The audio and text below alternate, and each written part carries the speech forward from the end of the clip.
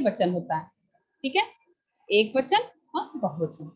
यदि किसी एक व्यक्ति के लिए, एक वस्तु के लिए, एक स्थान के लिए, जो कुछ भी आप किसी एक संख्या के लिए प्रयोग कर रहे हैं तो वहां एक वचन हो जाएगा, और यदि एक से अधिक जहां हुआ तो वहां बहुवचन का प्रयोग हो जाएगा। और कुछ शब्द हमारे ऐसे होते हैं जो सदैव एक वचन में ही रहते हैं, और कुछ शब्द हमारे ऐसे होते हैं जो बहुवचन के शब्द होते हैं, लेकिन एक वचन के जगह पे भी वो बहुवचन वाले शब्द भी प्रयोग में आते हैं।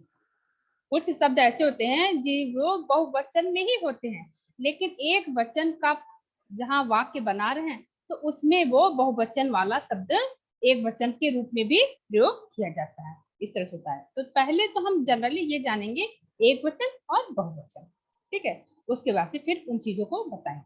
और संस्कृत में हमारा कितना वचन होता है? तो संस्कृत में हमारे 3 वचन होते हैं, एक वचन, द्विवचन और बहुवचन। जब हम किसी वस्तु का प्रयोग एक के लिए कर रहे हैं, जब किसी एक व्यक्ति के लिए प्रयोग कर रहे हैं तो वहां एक वचन, वस्तु, व्यक्ति, प्राणी, स्थान, कोई भी ऐसा चीज है, जब एक के लिए कर रहे हैं एक वचन, एक से अधिक 2 के लिए कर रहे हैं तो द्विवचन, और जब 2 से अधिक हुआ, अगर 3 हो गया या 3 से कितना भी अनंत हो गया, वहां बहुवचन हो जाएगा। ये संस्कृत में है, लेकिन हिंदी में द्विवचन नहीं होता है, ये दिमाग में आप रखिएगा। हिंदी में सिर्फ एक वचन और सीधे फिर बहुवचन।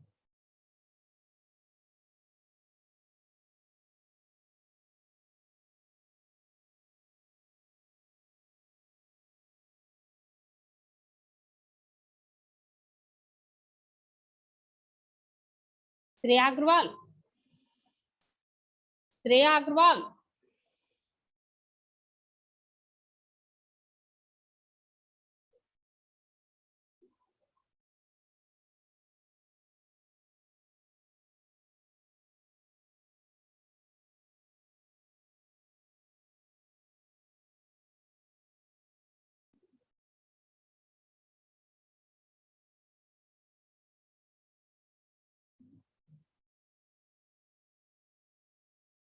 हेलो श्रेया अग्रवाल।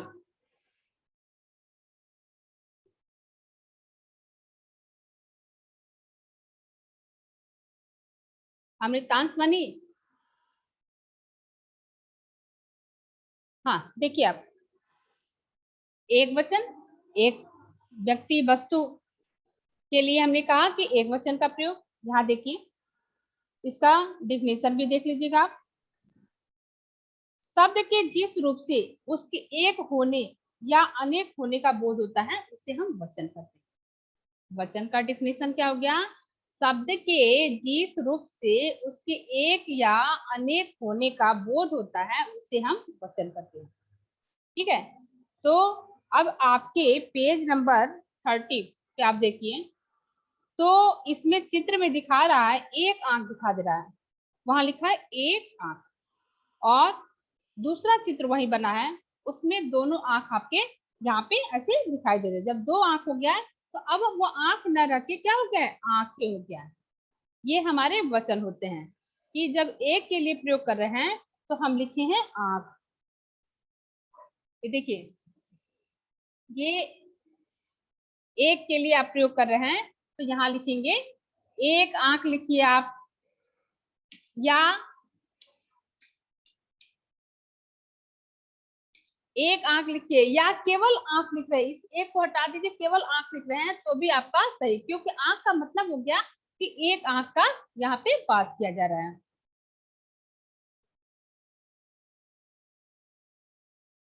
लेकिन जब वही आपका, हम अगर ये चीज ऐसे बनाते हैं,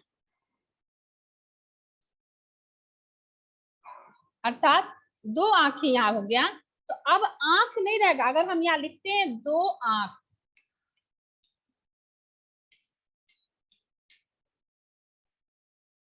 तो हमारा ये गलत हो जाएगा। क्यों? क्योंकि 2 आंख का मतलब हो गया कि ये बहुवचन हो गया। जब बहुवचन हो गया तो आंख नहीं, आंखें। ठीक, हो गया दो आंखें यानी बहुवचन। अगर आप वहां आंखें केवल लिखे हैं तो भी आपका बहुवचन शब्द ही रहेगा। तो अब दो वहां लिखने का मतलब यह है कि मतलब सामने वाले को आप बता रहे हैं कि जो आंखें है वहां पे वो एक नहीं दो है, ठीक है, और दो से अधिक भी नहीं है। ये वो संख्या बताने के लिए आप दो आंखें यहाँ पे लिख रहे हैं। नहीं तो अगर केवल आप दो को हटा दीजिए और केवल आंखें अगर दिखाइए तो भी भाव वही है कि मतलब एक आंख अब नहीं वहां पे है बल्कि एक से अधिक आंख है। एक से अधिक हो गया तो बहुवचन अर्थात आंखें हो गया तो बहुवचन हो गया। लेकिन ये हम सामने वाले को बताने के लिए वहां बता रहे हैं कि दो आंखें यानी कि वहां पे क्या है दो आंख है, अर्थात वो आंख जब है वह आंख से आंखें बन गया।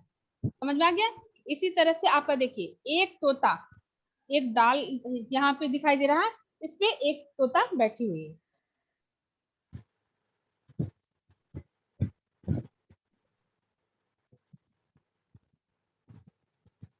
ठीक है, और एक डाल आपका है, इस पे आपका तीन तोता बैठ है।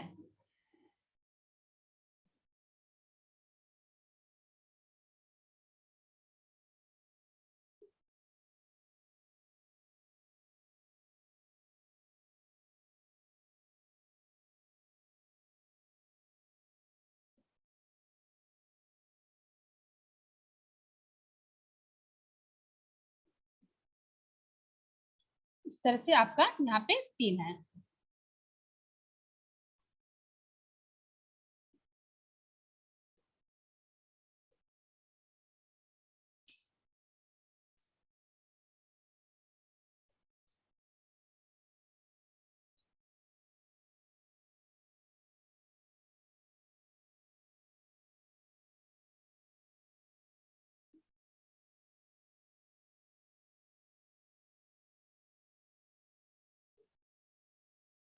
ठीक है, तो अब यहाँ आप जो आंख देखे थे तो वहां लिखा था दो आंखें, ठीक है, और तो हमारा आंखें जब बन गया था वो बहुवचन बन गया था। यहाँ जो है हमारे एक तोता दिखाई दे रहा है तो हम लिख रहे हैं यहाँ पे एक तोता, या केवल तोता लिखेंगे तो भी बात वही होगा,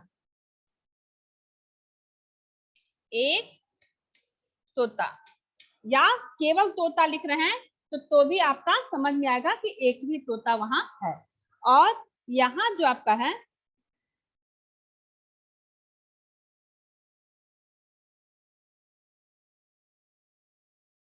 आपका मन करे तो आप लिखिए तीन तोता, और नहीं तो आपका मन करे तो लिखिए अनेक तोते।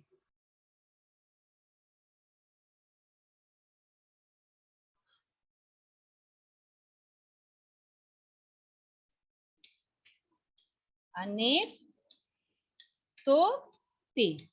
अब तोता का बहुवचन क्या हो गया था, तोते हो गया, ठीक है। आंख का बहुवचन क्या हो गया, आंखें हो गया। यही आपको जानना है कि जब आपका एक से अधिक जाएगा तो आपका अनेक बन जाएगा। उसी तरह से देखिए यहाँ पे एक प्याला दिखाई दे रहा है आपको, चाय का कप है यहाँ पे,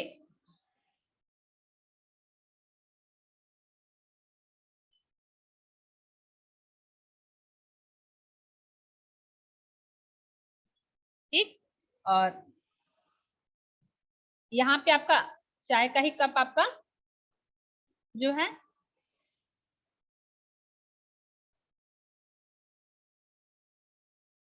लेकिन यहाँ दो बना है।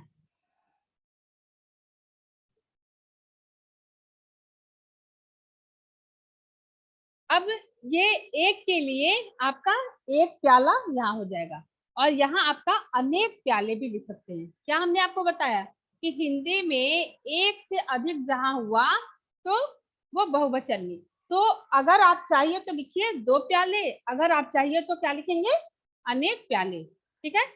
तो अनेक में क्या हो गया यानी कि एक से अधिक हो गया। जब एक से अधिक होगा तो इस प्याला, यहाँ पे प्याला आपका है,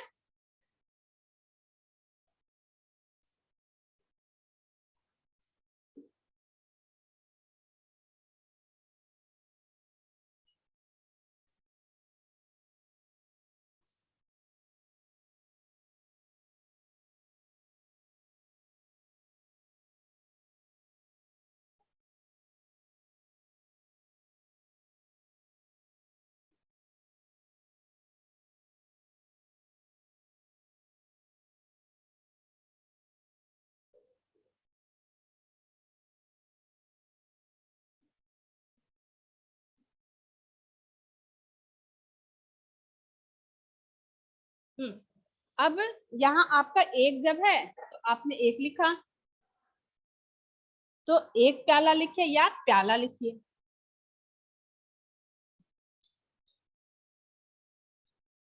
इसी तरह से अनेक प्याले लिखिए या प्याले लिखिए। ठीक है, आपको क्या समझ में आया? ये प्याला हो गया एक के लिए, प्याले हो गया अनेक के लिए। अब आपका मन करता है तो यहाँ आप एक प्याला भी लिख सकते हैं, एक लिखिए या ना लिखिए, कोई अंतर नहीं। और ये प्याले जब हो गया तो यहाँ आप अगर दो है तो भी आप अनेक प्याले लिख सकते हैं, दो प्याले लिखिए या अनेक प्याले लिखिए, या केवल प्याले आप लिख दिए तो भी आपका क्या हो गया? एक से अधिक का ये संकेत कर रहा है।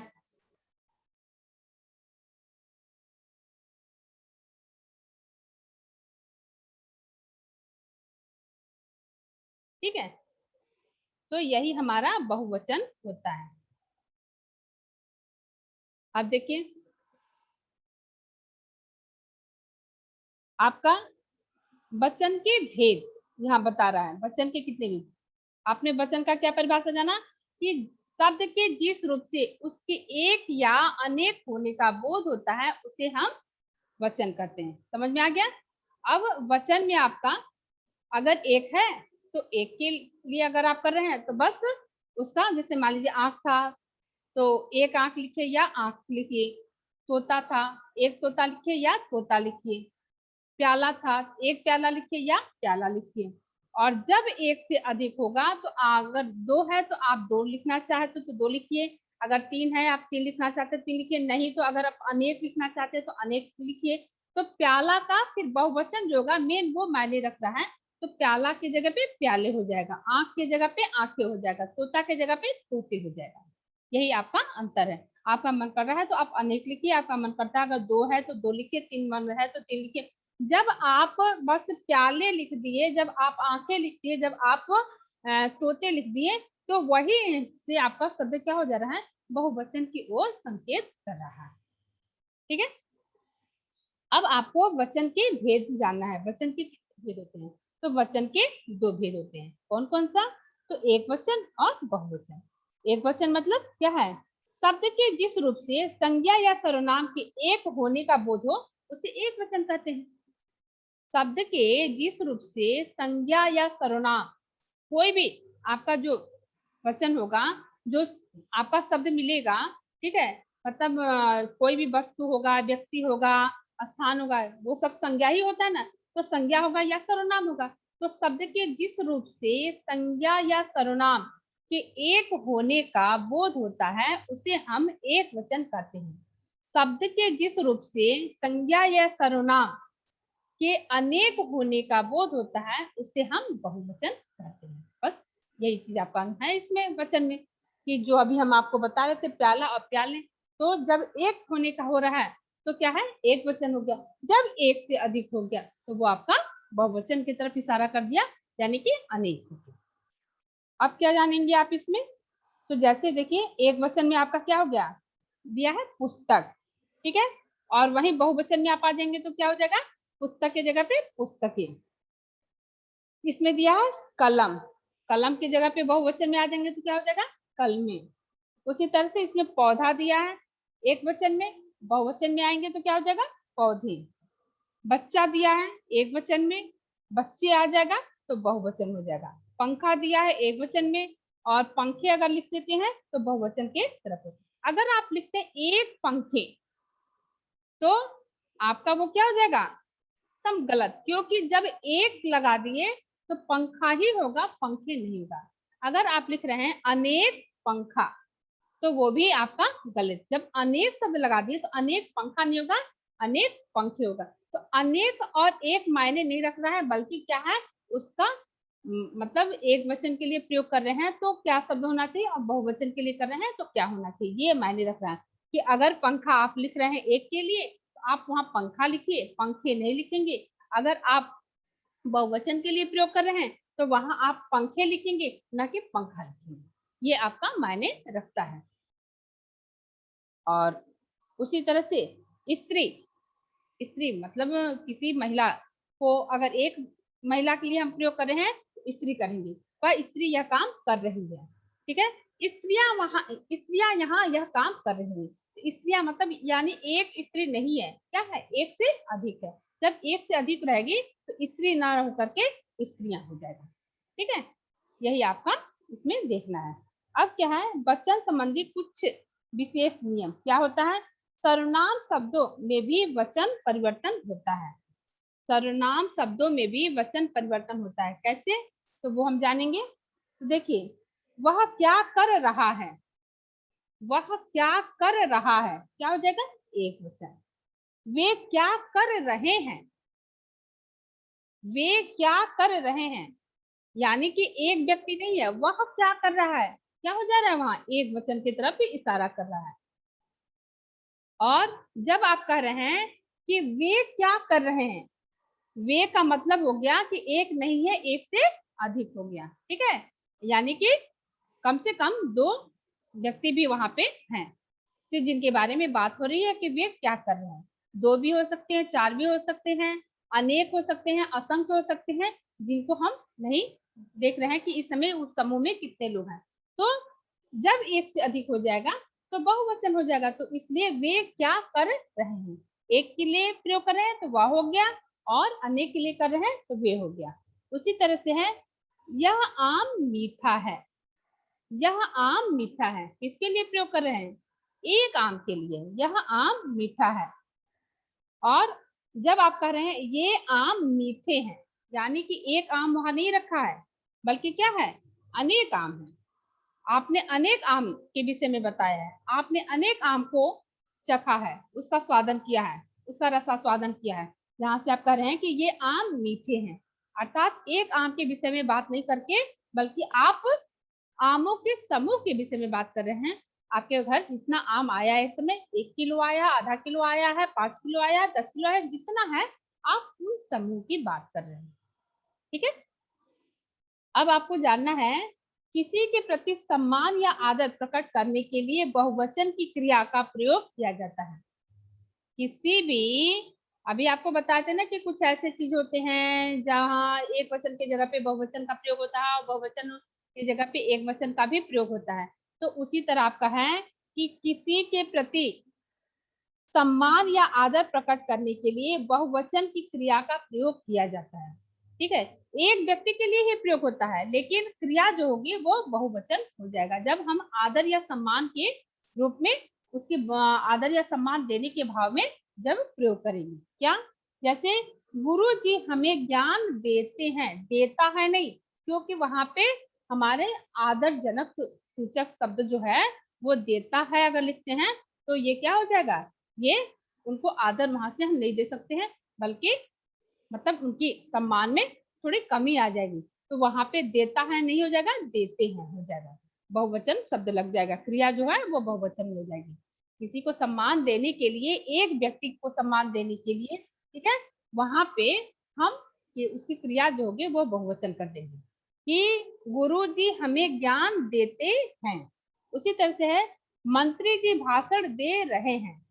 तो अब आप कहेंगे कि मतलब कई मंत्री नहीं, हम मंत्रियों नहीं बोले हैं, हम मंत्री बोले हैं। मंत्री जी भाषण दे रहे हैं, अर्थात हमारी क्रिया जो है केवल वो बहुवचन में जा रही है, और कर्ता जो है वो एक वचन में ही है। गुरु जी हमें ज्ञान दे रहे हैं, गुरु जी हम बोले हैं, यानी कि एक गुरु की बात कर रहे हैं, हम गुरुजनों की बात नहीं कर रहे हैं, हम गुरुओं के समूह की बात नहीं कर रहे हैं। उसी तरह से हम मंत्रियों की बात नहीं कर रहे हैं, हम एक मंत्री की बात कर रहे हैं कि मंत्री जी भाषण दे रहे हैं, गुरु जी हमें ज्ञान दे रहे हैं। समझ में आ गया। अब हम लोग आगे चलेंगे, तो इसमें देखिए आप क्या है, कुछ शब्दों का प्रयोग प्रायः बहुवचन में होता है। कुछ शब्दों का प्रयोग प्रायः बहुवचन में होता है, क्या है, आपको देखकर मेरे भाग्य खुल गए, आपको देखकर मेरे भाग्य खुल गए। अब यहाँ पे क्या है आपको, तो कुछ शब्दों का प्रयोग बहुवचन में हो गया, आपको देखकर, आपको शब्द जो है वो बहुवचन में आपको है कि आपको देखकर मेरे भाग खुल गए। पिताजी को, घायल देखकर मेरी आंखों में आंसू भर आए। ठीक है, पिताजी को, मतलब एक की बात हो रही है, पिताजी को घायल देखकर मेरी आंखों में, अब क्या है, मेरी आंख नहीं रहेगा, मेरी आंखों में, अर्थात क्या है, आपके दोनों आंखों में पानी आ गया है, मेरी आंखों में आंसू भर आए। आए, आया नहीं, आए। ठीक है, खुल गए, खुल गया नहीं, खुल गए। तो ये आपका कुछ शब्दों का प्रयोग बहुवचन में होता है। इसी तरह से है द्रव्यवाचक संज्ञा या भाववाचक संज्ञा का प्रयोग एक वचन में होता है। ये कुछ चीजें हैं जिसको आपको ध्यान देना होगा। द्रव्यवाचक या भाववाचक संज्ञा का प्रयोग आपका एक वचन में होता है। जैसे लकड़हारा बहुत ईमानदार था। अब ईमानदार शब्द क्या है, ये भाव को बता रहा है। ठीक है, तो इसका एक वचन में प्रयोग होता है, लकड़हारा बहुत ईमानदार था। ठीक है, उसी तरह से मक्खन से हमें शुद्ध घी मिलता है। मक्खन से, मक्खनों से नहीं, मक्खन से हमें शुद्ध घी मिलता है, अर्थात वहां उसके ढेर मिल रहे हैं, लेकिन वहां आपका उसका प्रयोग क्या हो जाएगा, एक वचन में ही होगा। मक्खन से हमें घी मिलते हैं, अर्थात थोड़ा सा घी नहीं है, बल्कि क्या है, घी का समूह है, लेकिन एक वचन में आपका रहेगा। फिर है कभी कभी पूरी जाति के लिए प्रयुक्त जातिवाचक संज्ञा शब्द बहुवचन में न होकर एक वचन में होता है। कभी कभी पूरी जाति के लिए प्रयुक्त जातिवाचक संज्ञा शब्द बहुवचन में न होकर बल्कि एक वचन में होता है। क्या, दशहरी आम रसीला होता है। अब ये आम जो आपका हो गया, ठीक है, उसमें हमने दशहरी आम बताया, आम एक जाति आपका हो गया, उसमें हमने क्या किया है, उस जाति में भी दशहरी आम, अर्थात दशहरी आम के विषय में बता रहे, उस जाति की बात कर रहे हैं, तो उसमें बता रहा है कि कभी कभी जाति के लिए, ठीक है, पूरी पूरी अपनी एक समूह जाति के लिए क्या होता है, तो जातिवाचक संज्ञा जो है वो एक वचन में प्रयुक्त हो, एक वचन में ना होकर के, जब बहुवचन में ना होकर के एक वचन में होता है। जैसे दशहरी आम रसीला होता है। अब हम दशहरी आम की बात कर रहे हैं तो एक जाति की बात कर रहे हैं, और हम कह रहे हैं कि रसीला होता है, होते हैं नहीं शब्द बोलकर के होता है, अर्थात पूरे एक दशहरी आम के जाति की समूह की बात कर रहे हैं। जब जाति का समूह हो गया तो रसीला होता है, नहीं होना चाहिए, होते हैं, लेकिन यहाँ क्या हम प्रयोग कर रहे हैं, हम प्रयोग कर रहे हैं होता है। तो यहाँ इसी से बताया गया कि कभी कभी पूरी जाति के लिए जातिवाचक संज्ञा शब्द बहुवचन में ना होकर के एक वचन में होता है। तो ये इन सब चीजों को आपको ध्यान देना पड़ेगा। कश्मीरी सेब मीठा व लाल होता है। अब कश्मीर किस सेब की बात कर रहे हैं, एक जाति की बात कर रहे हैं कि कश्मीर में जो सेब होता है वो मीठा व रसीला होते हैं, होना चाहिए ना आपके हिसाब से, लेकिन क्या लिखा गया है, होता है, अर्थात यहाँ पे क्या प्रयोग हो गया आपका, तो जब दशहरी, जब कश्मीरी सेब की बात हो रही है, कश्मीर के सेब की बात हो रही है, तो एक सेब की तो बात नहीं हो रही है, सेब के समूहों की बात हो रही है, एक जाति की बात हो रही है, तो यहाँ पे बहुवचन होना चाहिए, मीठे होते हैं, लाल होते हैं, लेकिन होता है। तो इस तरह से कभी कभी ऐसा भी प्रयोग होता है। आगे आपका है कि संज्ञा या सर्वनाम के वचन बदलने पर क्रिया का रूप भी बदल जाता है। संज्ञा या सर्वनाम के वचन बदलने पर क्रिया का रूप भी बदल जाता है। जैसे बस में महिला बैठी है, बस में महिलाएं बैठी हैं। अब महिला के साथ एक वचन है तो क्रिया भी हमारी एक वचन है, बैठी है, और जब महिलाएं हम लगा दिए तो क्या हो गया, यानी कि एक महिला की बात नहीं कर रहे हैं बल्कि क्या है, महिलाओं के समूह की बात कर रहे हैं, एक से अधिक महिला की बात कर रहे हैं, तो वहां पे क्रिया भी हमारी क्या हो जाएगी, बहुवचन हो जाएगी कि बैठी हैं। ठीक है, महिलाएं बैठी हैं, है की जगह पे है हो जाएगा। देखिए ये आपका है हो गया, और ये हमारा है हो गया। है में हमारा क्या हो जाएगा, ये बिंदी लग जाएगा, तो महिला के साथ है लग जाएगा, महिलाएं के साथ है लग जाएगा। ठीक है, ये आपका अंतर रहेगा।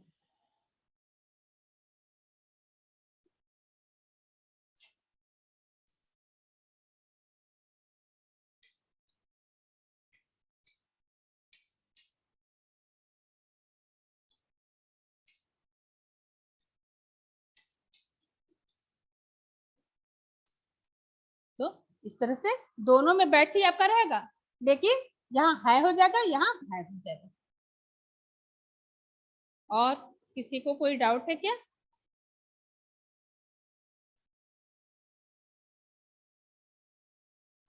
तो ठीक है, फिर आज की क्लास हम यही ओवर करते हैं। आपका वचन का चैप्टर कंप्लीट हो गया है। जो आपका इसका एक्सरसाइज होगा उसको आप तो फिर